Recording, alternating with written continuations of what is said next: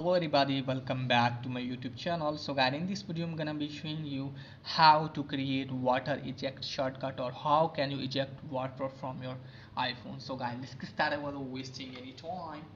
First of all guys, what you need to do is just simply you have to make sure that you have shortcut app in your iPhone.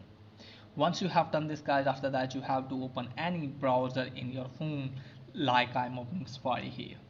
Once you have done this guys, just simply you have to search for water eject shortcut.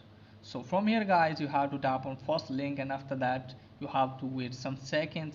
Now let me tell you that you have to allow all the permissions, and after allowing all the permissions you can see get shortcut option, tap on that. Now wait some seconds from here guys.